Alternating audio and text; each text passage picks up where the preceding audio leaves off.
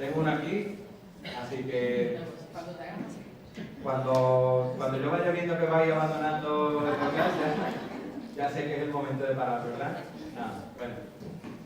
Con la ayuda del Señor, como ha dicho Celu, pues quiero seguir compartiendo con vosotros una saga. Sabéis que hay sagas de todo, ¿no? De películas, de Marvel, de Rocky, Pues el Señor ha puesto en mi corazón una serie de sagas que tienen que ver con vencer, con ser más que vencedores.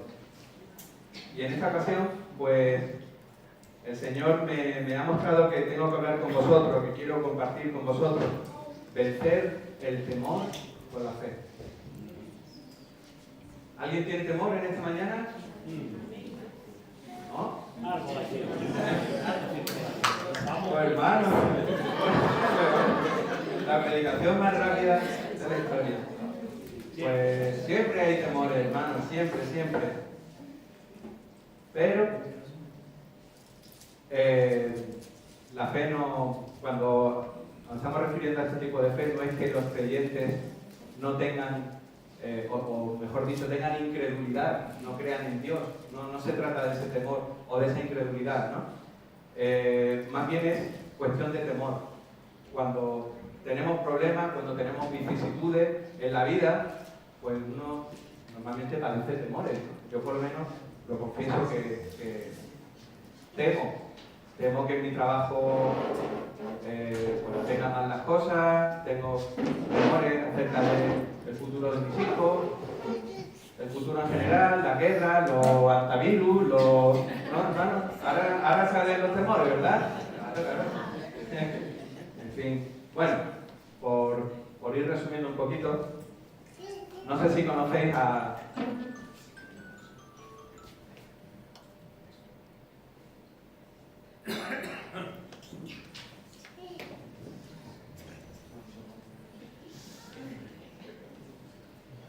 Lo he intentado, hermano.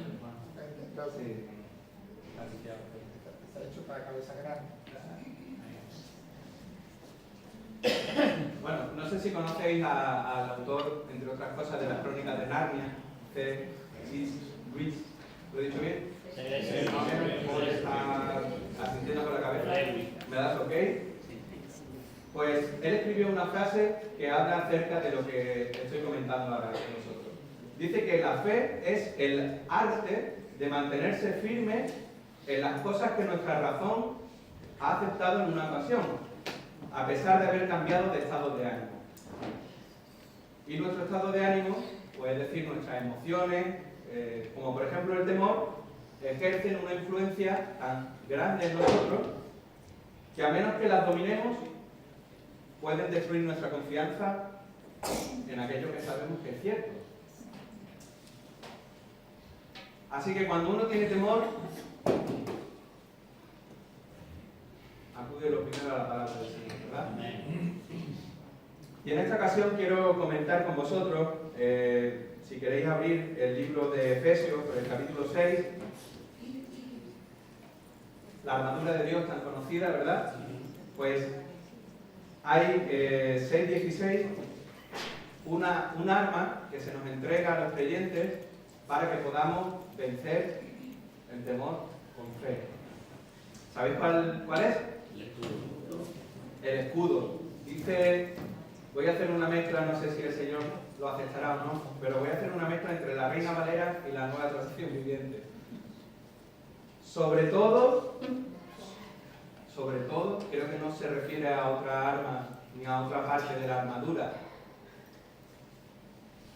que a esta, y dice, sobre todo, levanten el escudo de la fe para detener las flechas encendidas del diablo. Bueno, todos sabemos la capacidad humana de invención, de desarrollo, ¿verdad? Pues tanto para lo bueno como para lo malo. Y en lo malo, pues la inteligencia también se desarrolla. Sabéis que en la antigüedad creaban ciertas armas para derrotar a sus enemigos, ¿no? Y una de ellas era coger dardos y untarlos en veneno. Este veneno, al mismo roce que hacía con la piel o cuando se incrustaba, pues imaginaros lo que pasaba, ¿no? El veneno se metía dentro de lo que es la sangre, y claro, la sangre sabéis que llega a todas las partes del cuerpo, con lo cual la muerte era rápida y dolorosa. Fijaos la intención humana, ¿verdad? Pues en otras ocasiones, esos mismos dardos eran impregnados con alquitrán y eran encendidos para que tuvieran fuego. O sea, seguimos con la invención humana tan maravillosa. Luego vienen los incendios y esas cosas. Así que, en fin, pues Pablo está haciendo un símil de la guerra que había antiguamente, de cómo se ejecutaba, de cómo se orquestaba el enfrentamiento entre varios ejércitos con la guerra espiritual, que el creyente tiene cada día. ¿Y cuál es nuestro enemigo? Podéis hablar con libertad, ¿eh? Sí, el principal es Satanás. Y él tiene sus huestes, ¿verdad? Ayer en la reunión mi primo nos comentaba un corito antiguo y nos decía varias palabras, su significado. Las huestes son los ejércitos, ¿verdad?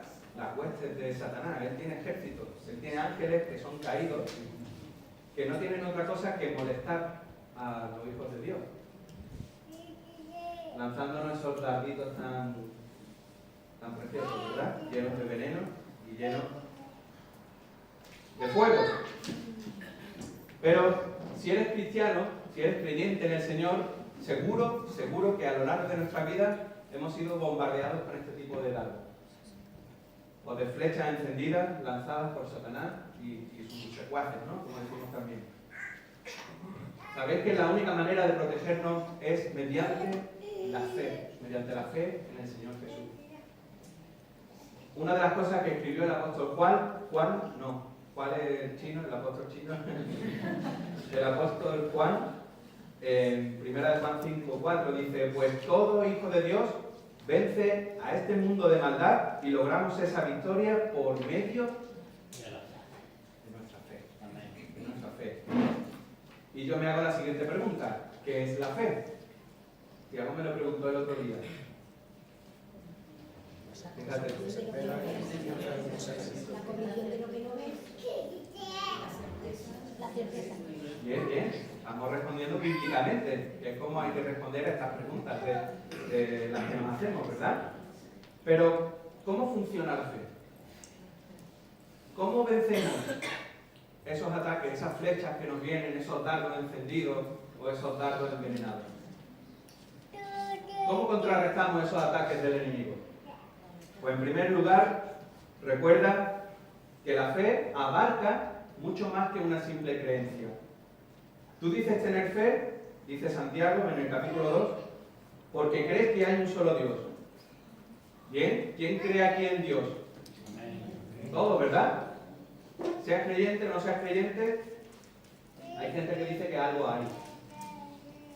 Bueno, pues déjame decirte que aún los demonios lo creen y tiemblan, porque tienen respeto. Tiemblan aterrorizados ante la presencia de Dios. Pues hay un pastor estadounidense, se llama Kent Hughes, que me gustan estas palabras porque son muy fáciles de comprender. Él dice que la fe es el resultado de la suma entre las creencias y la confianza. Creencias y confianza. Eso es tener fe.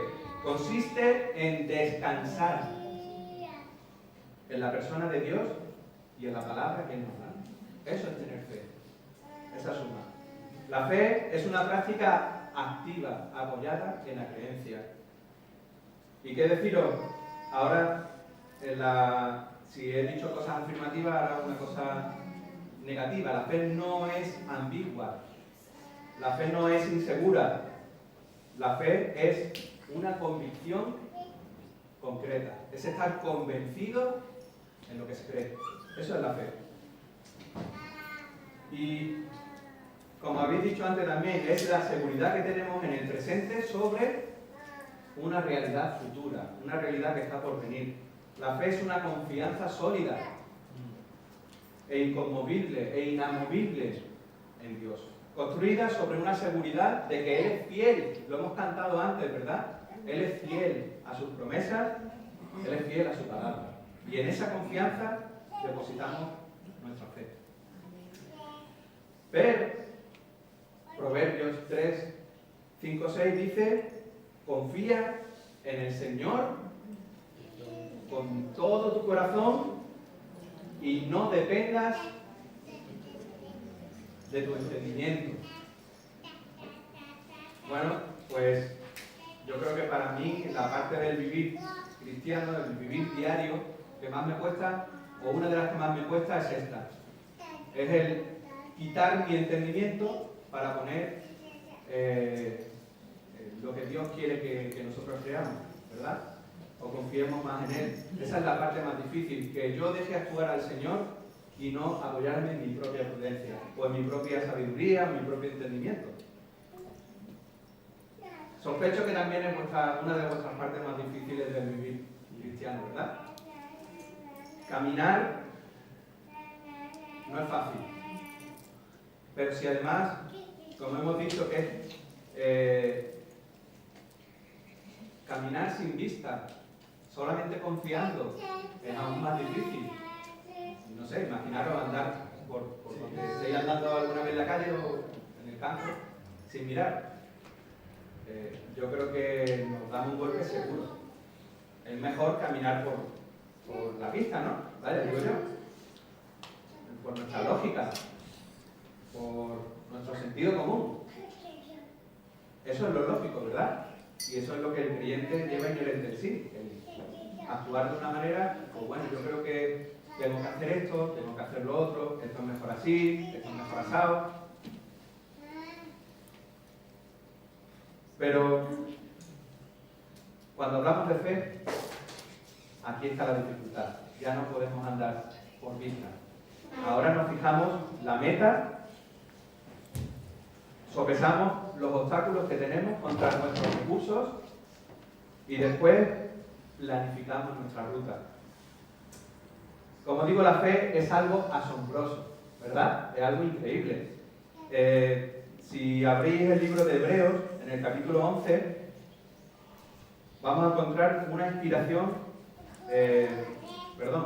una enumeración inspiradora, ¿verdad? Es de lo que se ha llamado siempre los héroes de la fe. El libro de Hebreos, capítulo 11. Y aquí aparecen algunas de las personas que fueron más fieles a Dios, aun no pudiendo ver la meta. Pero sabían que estaba allí. Esa es la confianza del creyente. No ven la meta, pero saben que está allí. La fe de estos santos los movió a actuar. Incluso en unas circunstancias inciertas, en unas circunstancias temibles, fueron gente capaz de tomar riesgos, de quebrar moldes y sacudir sistemas. Y sobre todo fueron gente capaz de caminar por fe. Y nosotros necesitamos ser exactamente como ellos, caminar por fe. Ayer estuvimos en el encuentro de asambleas de hermanos y Jaime nos proponía embarcarnos en una aventura en la que iba a estar poco remunerado, poco reconocido, en el que íbamos a tener dificultades, pero en el que al final nos apuntamos todos, porque ¿quién no quiere estar con el Señor? ¿Quién no quiere caminar junto a Él? En debilidad, sí. En temor, sí. Pero junto a Él, junto a su mano, la victoria está conseguida. Él la consiguió para nosotros. Pues estos héroes de la fe, dice que viendo sus vidas, aprendemos de él. ¿Cuál es el aspecto que puede tener la fe verdadera? La fe produce el sacrificio adecuado. La fe nos capacita para caminar con Dios. La fe construye un arca cuando no ha llovido. La fe comienza un viaje de manera obediente, a pesar de no saber cuál es el punto final de destino. La fe habita en tiendas en un país extraño. La fe busca una ciudad cuyo constructor y hacedor es Dios mismo. La fe le da fortaleza a una madre para dar a luz, aun cuando no es el tiempo ya para tener hijos. La fe está dispuesta a sacrificar nuestro propio hijo en obediencia. La fe cree en la resurrección. La fe promete que no dejará en Egipto los huesos de José.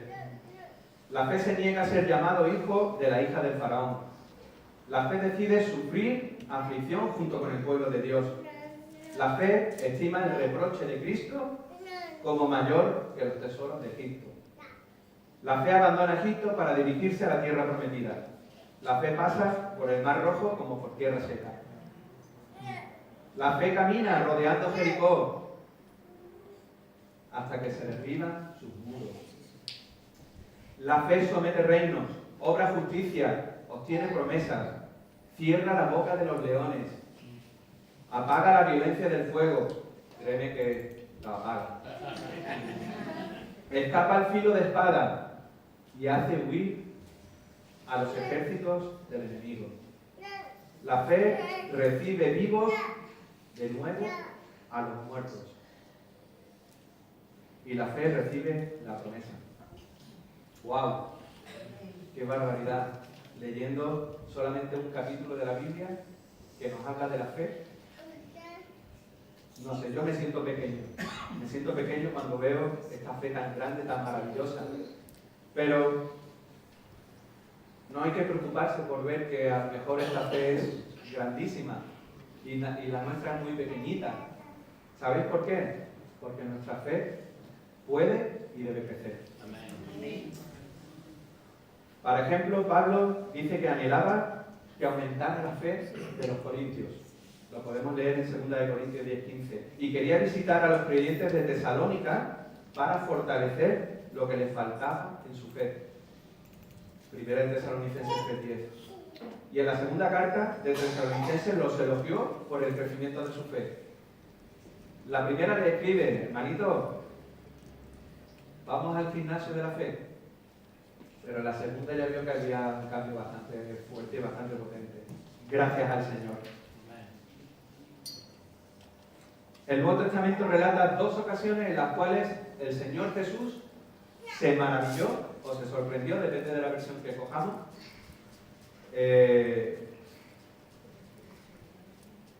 se maravilló al ver la fe.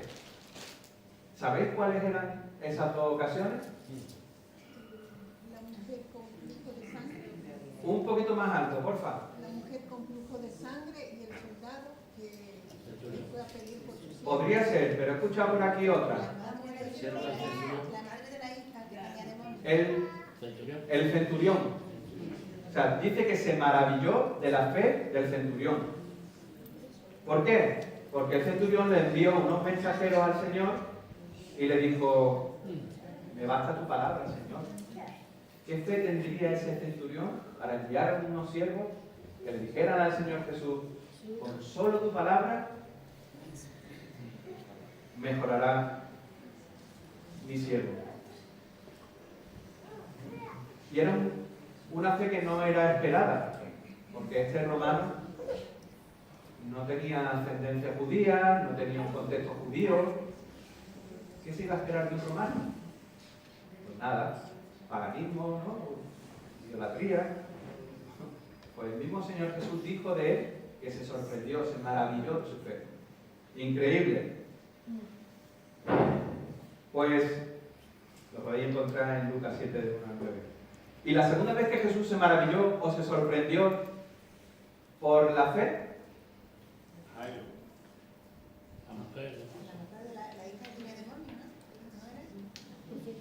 esta tiene truco, me vaya a perdonar, esta tiene truco. Bueno, lo voy a poner en negativo. Se sorprendió por la falta de fe. Pero también se quedó asombrado por la falta de fe.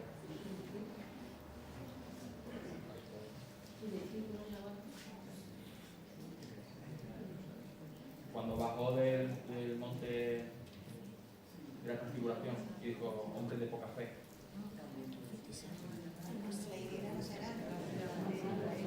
Marcos 6:6 dice: cuando fue a Nazaret, ¿de dónde era Jesús? Jesús de Nazaret. en su pueblo y dice, el pueblo donde se había criado, de donde habría sido de esperar que la gente creyera. Y nos dice el evangelista Marcos, y él se quedó asombrado por la incredulidad de ellos. Vaya, vaya, vaya.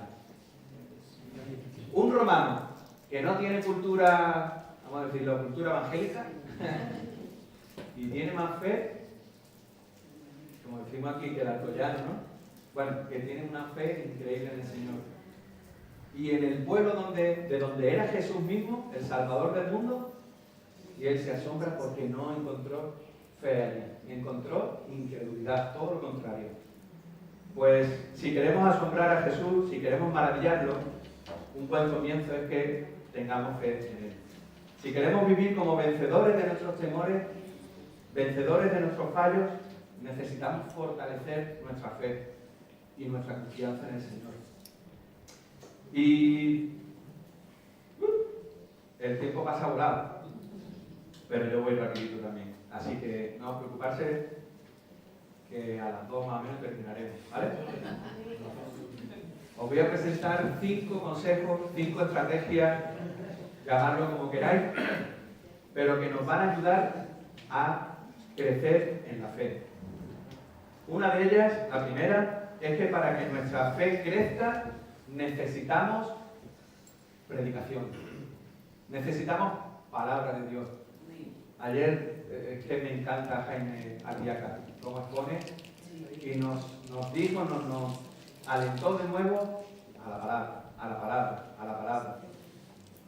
Pues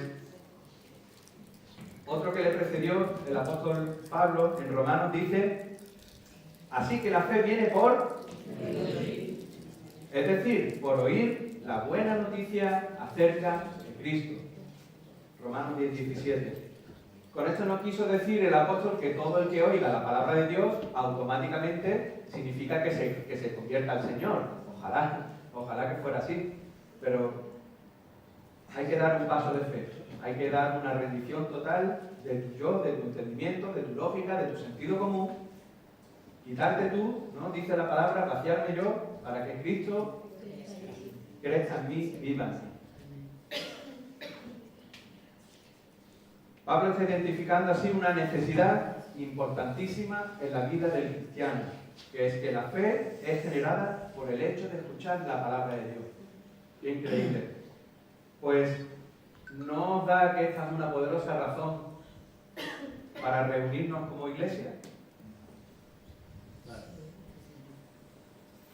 Si descuidamos la predicación, estamos dejando a un lado una de las formas en que Dios nos sostiene, en que Dios hace crecer nuestro corazón.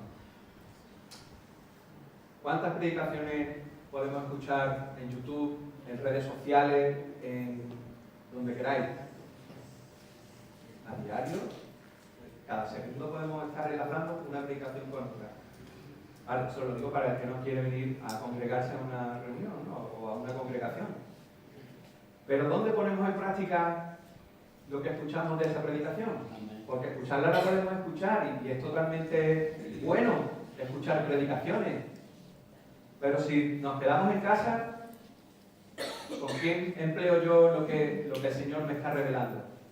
No tiene sentido. Tiene sentido formar parte de una iglesia.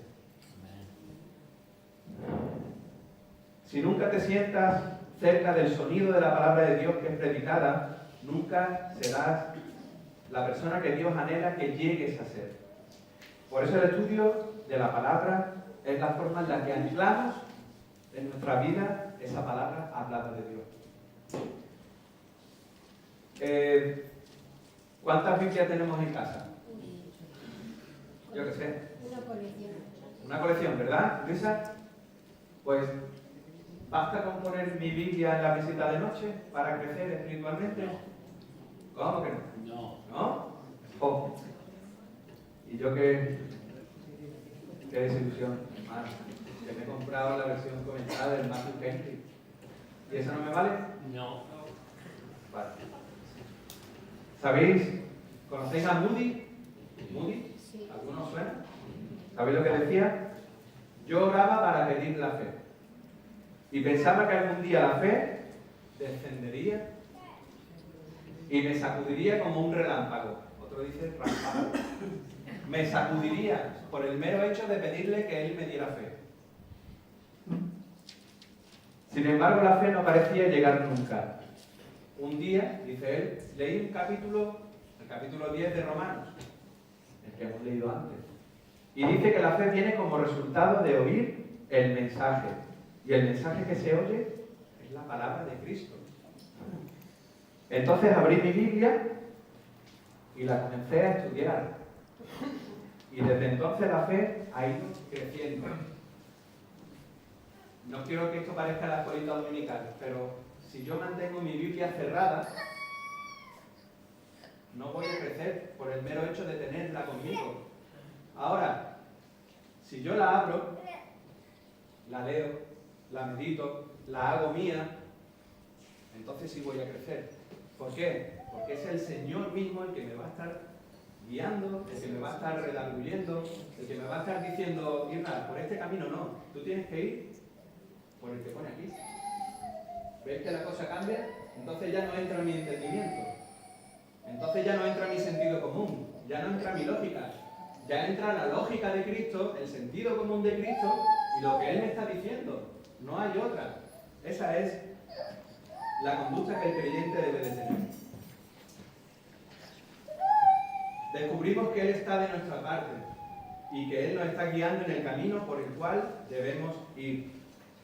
Segundo consejo, para que nuestra fe crezca y atenderme bien, necesitamos problemas.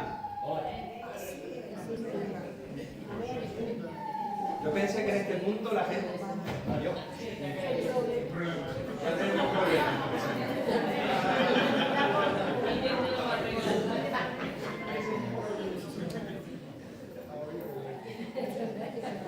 Estoy siendo coronado por segunda vez, loco.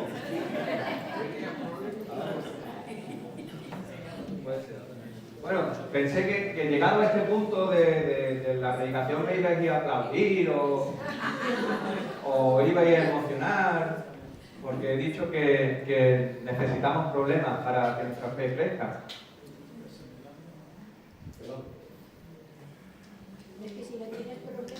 Es más, tenía previsto beber ahora mientras que me aplaudíais, pero se ve que no estáis muy de acuerdo conmigo en que necesitamos problemas para crecer, ¿no? ¿Estáis?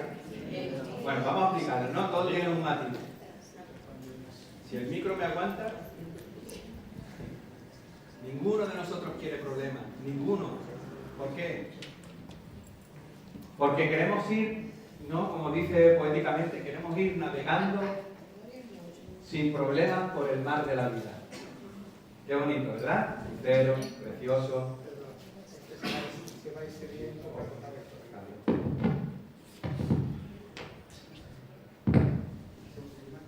¿Bien? Bien. Queremos relaciones felices, ¿no?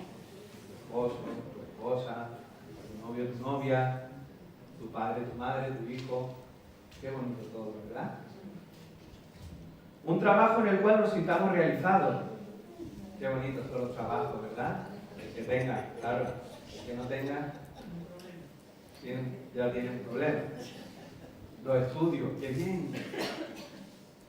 Ahora que vienen los exámenes finales, ¿verdad? Qué bonito.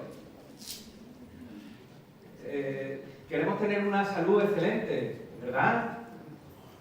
Todos pretendemos llegar pues, ya a nuestros días finales con una salud de hierro. Pero no es así. ¿Verdad? También queremos unos hijos obedientes, que no nos cuestionen, que no... Israel vive los mundos de Yuki, eso está claro. Pero es cierto que los problemas de la vida nos impiden vivir en ese mundo idílico, ideal, en donde eso no es real. Todos tenemos problemas. Pero, ¿sabéis qué pasa con los problemas? Que nos llevan al Señor. Nos llevan al Señor. nos enseñan a apoyarnos en Él, a depender de Él. Pueden hacer crecer nuestra seguridad en la realidad invisible de Dios y en su modo de participar en nuestra vida. Hay un pastor muy reconocido, se llama Timothy Keller, y él escribió al respecto. Dice que los creyentes comprenden muchas verdades doctrinales en su mente, ¿verdad? Muchas verdades doctrinales.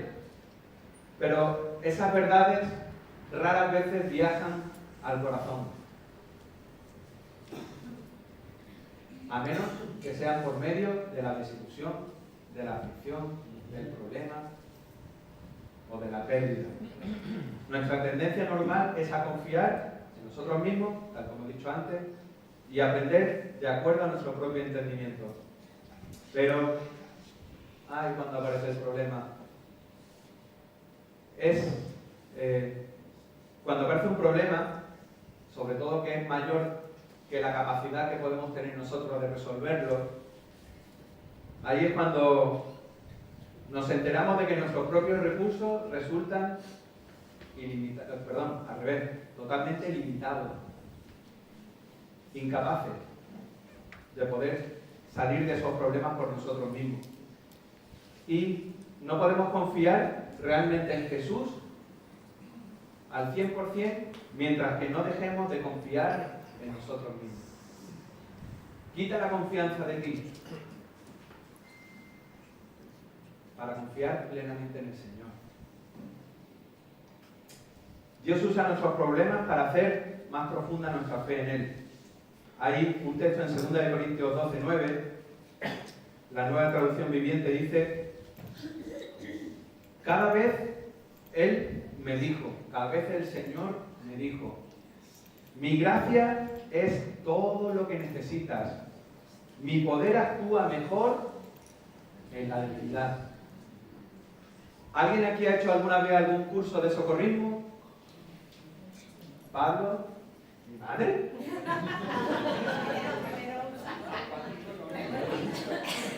Ana, Emilio, por allí, mano levantada.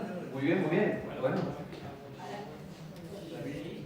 ¿Qué pasa cuando el socorrido está en el agua y no sabe nadar? Lo normal no es que esa persona te diga, por favor, señor socorrista, me encuentro en una situación en la cual necesito de su ayuda. ¿Usted podría venir a ayudarme? O está pegando gritos, no así, haciendo de todo, moviéndose como si le hubiera entrado un rayo o algo. Con lo cual el socorrista que se acerca o le da un cocotazo o se va a poner en peligro también él, porque lo va a terminar hundiendo. ¿Qué le dice a la víctima? Estate quieto, que yo te pueda socorrer. Me interesa que estés débil, para así yo poder sujetarte. Cuanto más te resistas, más complicado se lo vas a poner al ayudador. Hermano, cuanto más nos resistamos al Señor, peor se lo vamos a poner. Y viceversa.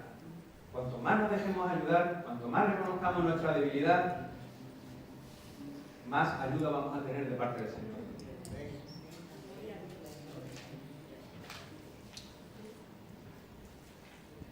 Tercera clave o tercer consejo. Para que nuestra fe crezca, necesitamos personas.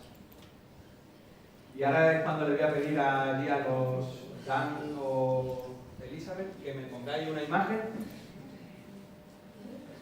la de los romanos. No sé si podéis apreciar en la imagen esta formación romana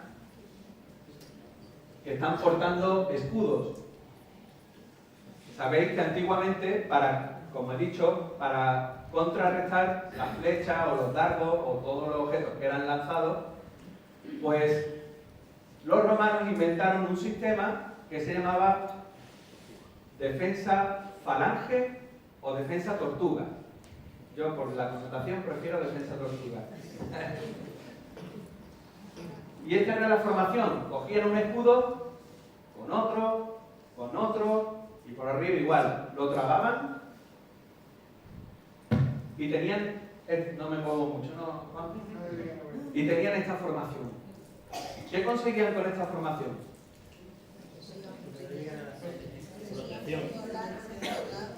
Protección. Casi ilimitada. Casi ilimitada. ¿Estarían más protegidos así o de manera individual? Así, ¿verdad? Pues un escritor, lo voy a decir en español, Stu Weber, dijo lo siguiente: este es el escudo de la fe, el cual por su diseño está trabado con el soldado que tienes a tu lado. Y yo hoy veo muchos soldados aquí. ¿Eres capaz de poner tu escudo trabado al de tu hermano?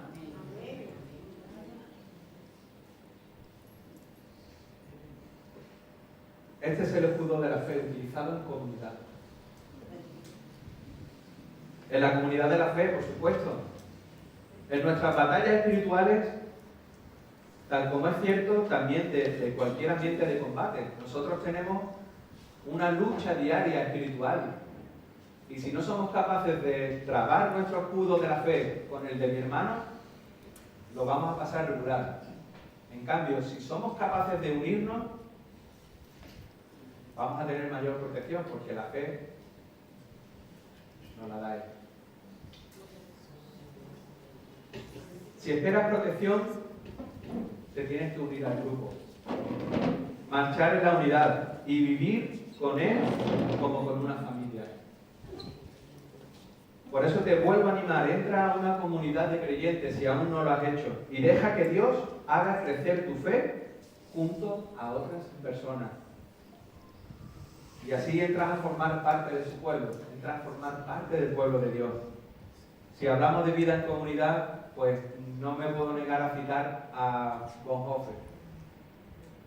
No sé si lo conocéis, pero si no, os invito a que conozcáis su vida. Un hermano precioso alemán. Lo mataron cuando las fuerzas de Hitler pues estaban en pleno apogeo. Pues este hombre que vivió mucha dificultad dijo: Dios puso esta palabra en los labios de los seres humanos para que se la pudieran transmitir a otros. Cuando la palabra afecta profundamente a los seres humanos, ellos se la comunican a otros seres humanos. Los cristianos necesitan otros cristianos que le hablen la palabra de Dios. Lo necesitan una y otra vez, cuando se llenan de incertidumbre y se sienten descorazonados. Necesitan a otros cristianos que sean portadores y proclamadores de la palabra divina de salvación. ¿Os acordáis de la historia del paralítico que se quería acercar a Jesús y quería ser sanado? Está en el libro de Marcos 2, del 1 al 12. Esto es un ejemplo de la fe, como le llaman yo, la fe combinada, ¿no? Imaginaros un paralítico, una persona que no se puede mover absolutamente nada, pero que gracias a Dios tiene la bendición de tener 4 amigos, 4 locos, 4 valientes, que le ayudaron. No se lo pensaron. Yo que me acerco a la escritura muchas veces y cuando la releo digo, bueno, ¿estaban bien de la cabeza? Había filas de personas impidiendo que la gente se pudiera mover. Imaginaros un paralítico. Es que no sería capaz de llegar hasta donde estaba Jesús. Pero los 4 amigos dijeron, ¿cómo? ¿Que tú no vas a ser capaz de llegar allí? No te preocupes. Vamos a inventar un sistema para llevarte a donde está Jesús. ¿Cómo lo hicieron? Pues ya lo sabemos todos, ¿no? Lo colocaron al final hasta la misma presencia del Señor. Yo quiero tener 4 amigos así.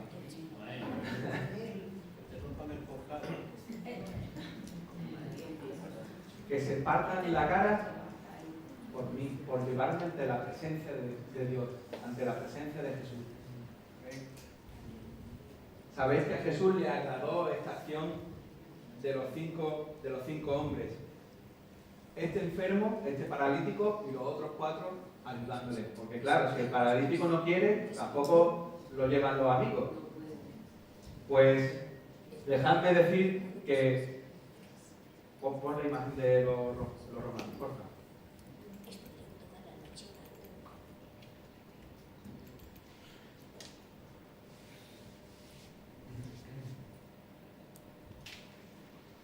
Este es el poder de la unión. Este es el poder de la unión. El todo es más grande que la suma de las partes. Gracias, Dan. Y ahora, si podéis poner la segunda imagen.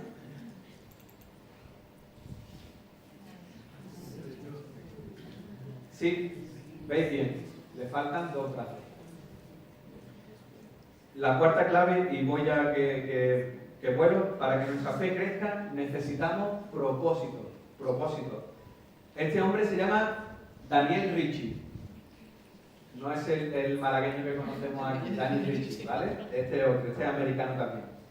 Pues nació sin brazos, nació así, tal como lo veis. Tuvo que aprender a vivir sin brazos, a comer, comía con los pies, a caminar sin el equilibrio de los brazos, a hacer toda una vida normal sin brazos. Incluso es capaz de conducir. No me preguntéis cómo, pero conduce. Pero ¿sabéis lo que peor llevó en su vida? No fue su limitación de no tener brazos. Lo que peor llevó en su vida fue los comentarios, las miradas, los insultos, la burla. Eso es lo que peor llevó este hombre.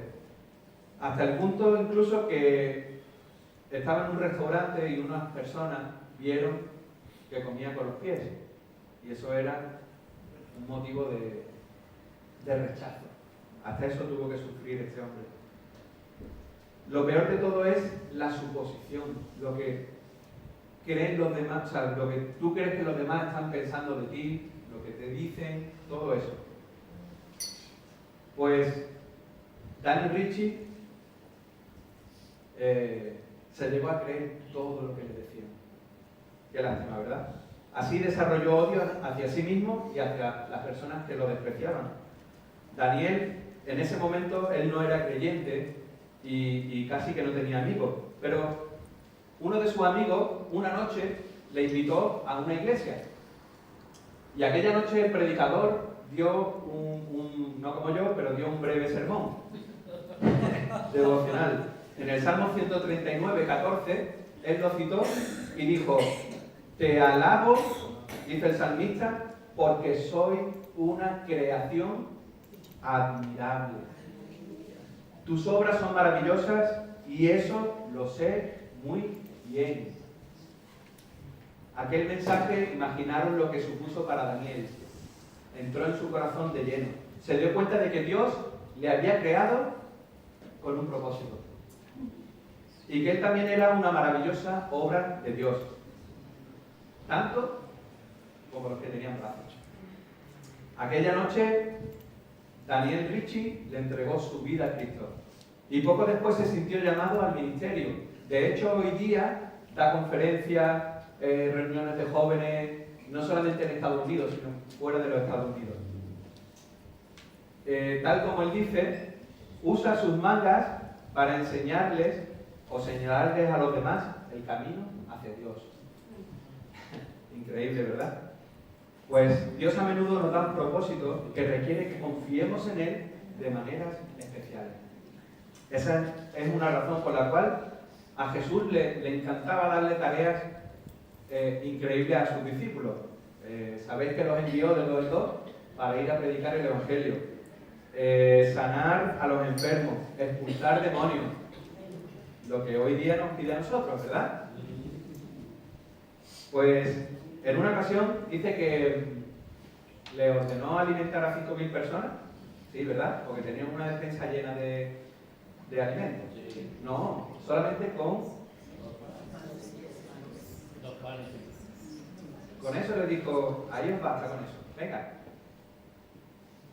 Luego al final del ministerio del Señor en la tierra, los envió a Jerusalén para que esperaran a ser empoderados por el Espíritu Santo. Y ahí fue cuando ya les dijo, id por todo el mundo, por todas las naciones, anunciando mi evangelio, ni más ni menos. Y eso nos ha llegado hoy día a nosotros, ese es nuestro legado, anunciar el reino de Dios. Por eso Él nos ha dado un sentido de propósito, es su manera de fortalecer nuestros músculos de la fe. Hermano, si quieres ir al gimnasio de la fe, tienes que pensar que el Señor ha dado un propósito a tu vida.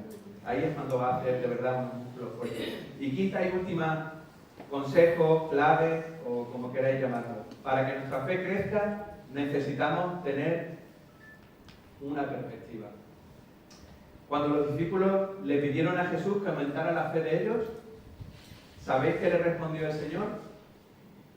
Que si su fe fuera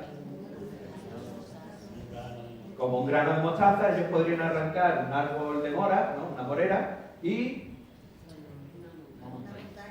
una montaña, o ¿no? Plantarla en el mar. Vale. En otras palabras, lo importante, y siempre ¿no? se ha recalcado, ay Señor, ¿yo cómo voy a llegar a tener más que un granito de mostaza, de mi fe, ¿no? Cambiar la perspectiva. No quieres aumentar tu tamaño de fe. Observa el tamaño del poder de Dios. ¿Ves cómo la tortilla cambia? Ahora la cuestión no es mi tamaño de fe, es el tamaño del poder de Dios. Pues con el tamaño del poder de Dios vamos a hacer, yo qué sé, pues estas cosas, ¿verdad? Hay otro americano, hoy me ha dado por el americano, Emilio y Sara. Ron, qué nombre más bonito, ¿verdad? Ron Dan es fundador del Lifestyle Ministry. Que inglés. Lo expresó de esta manera: no es la fe la que mueve montañas, sino Dios. Amén.